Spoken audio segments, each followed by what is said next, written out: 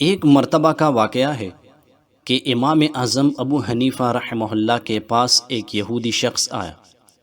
اس کے پاس امام صاحب رحمہ اللہ کا کچھ مال امانت کے طور پر رکھا ہوا تھا۔ جب مقررہ وقت آیا تو امام ابو حنیفہ رحمہ اللہ اس سے وہ مال لینے کے لیے اس کی دکان پر پہنچے۔ یہودی نے کہا، میں نے تمہیں کچھ نہیں دینا، تمہارا میرے پاس کچھ نہیں۔ امام ابو حنیفہ رحمہ اللہ نہ غصے میں آئے، نہ آواز بلند کی، بلکہ خاموشی سے واپس لوٹ گئے۔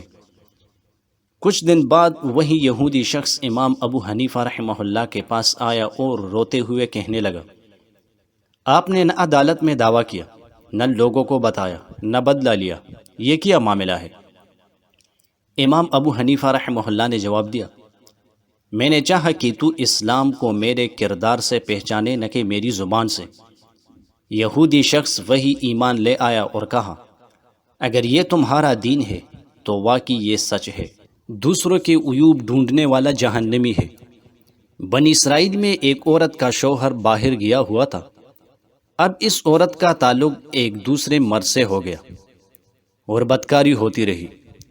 یہ عورت گندا کپڑا باہر پھینک دیا کرتی تھی تو اس کی پڑوسن اس کپڑے کو اٹھا کر اپنے گڑے میں ڈال دیا کرتی تھی۔ اس زمانے میں سفر بھی بڑے طویل ہوا کرتے تھے، ایک سال دو سال لوگ سفر میں رہ جاتے تھے، اور آج کل تو سالوں کا سفر گھنٹوں میں ہوا کرتا ہے۔ اس کی پڑوسن وہ ناپاک کپڑے جمع کرتی رہی کہ جب اس کا شوہر سفر سے آئے گا تو اس کو دکھاؤں گی۔ چونکہ وہ عیب کے ظاہر کرنے کو کوئی گناہ نہیں سمجھ رہی تھی، اس لیے اس کو توبہ کی توفیق نہیں ہوئی۔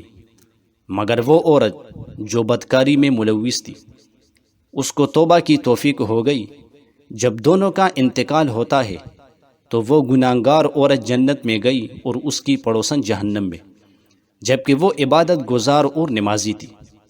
اس لیے مومن کے عیب کو ہمیشہ چھپانے کی کوشش کرنی چاہیے۔ اللہ تعالیٰ بندے کی بڑی پردہ پوشی فرماتے ہیں، جبکہ اللہ تعالیٰ سب کچھ جانتے ہیں۔ شیخ سعدی رحمہ اللہ فرماتے ہیں، اللہ تعالیٰ دیکھتے ہیں اور چھپا لیتے ہیں، لیکن ہمسایہ نہیں دیکھتا اور شور مچا دیتا ہے۔ گناہ کو ظاہر کرنا بھی بڑا گناہ ہے۔ حضرت موسیٰ علیہ السلام سے ایک مرتبہ ایک عورت نے کہا کہ اے موسیٰ علیہ السلام، اللہ تعالیٰ کو میرا سلام کہنا اور پوچھنا کہ میں بخشی جاؤں گی یا نہیں۔ حضرت موسیٰ علیہ السلام نے بارگاہ ایزدی میں اس کا سلام عرض کیا اور اللہ تعالیٰ سے پوچھا، تو اللہ تعالیٰ نے فرمایا کہ میں نے اس عورت کو بخش دیا۔ حضرت موسیٰ علیہ السلام نے اس عورت کو بتایا کہ اللہ تعالیٰ فرما رہے ہیں کہ میں اس عورت کو بخش دوں گا۔ تو اس عورت نے کہا کہ میں نے 100 مرتبہ زنا کیا ہے، تب بھی اللہ تعالیٰ مجھے بخش دیں گے؟ تو حضرت موسیٰ علیہ السلام نے فرمایا، یہ تو مجھے معلوم نہیں، میں اللہ تعالیٰ سے معلوم کرتا ہوں۔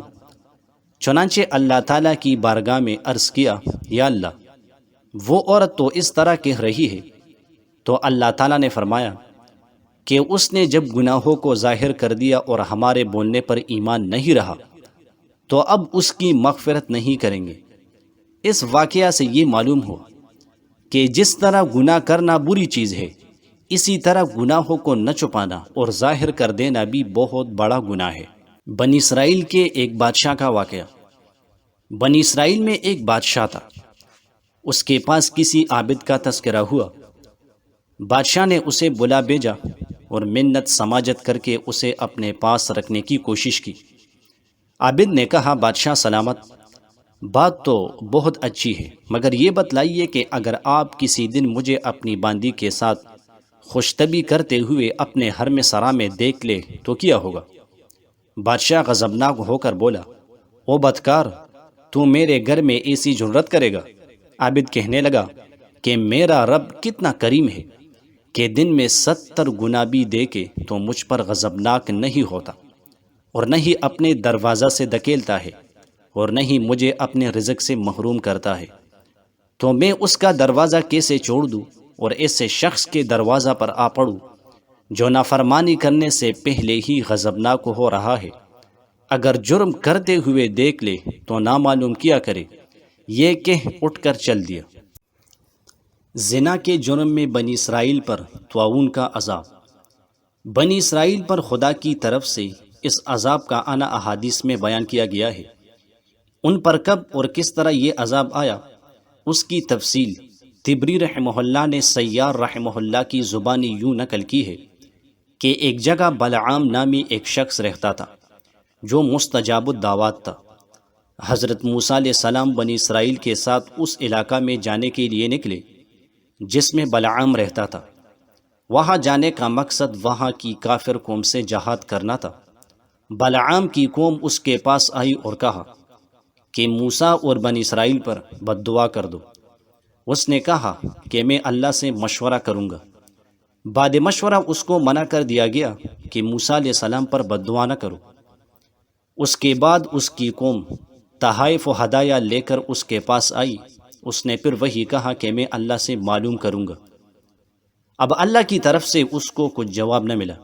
قوم نے کہا کہ اگر یہ کام برا ہوتا تو اس سے آپ کو منع کیا جاتا۔ اس پر وہ بد دعا کرنے تیار ہو گیا اور بد دعا کی۔ اس کی زبان سے ایسے الفاظ نکلے جس سے خود اس کی قوم پر بد دعا ہو گئی۔ اس پر اس کی قوم نے اس پر ملامت کی۔ اس نے کہا کہ میں تمہیں بتاتا ہوں کہ بنی اسرائیل کی ہلاکت کس چیز میں ہے۔ اس نے کہا کہ تم اپنی عورتوں اور لڑکیوں کو بنی اسرائیل میں بھیجو تاکہ بنی اسرائیل ان سے ملوث ہو جائے اور زنا کر کے ہلاک ہو جائے۔ چنانچہ ایسا ہی کیا گیا۔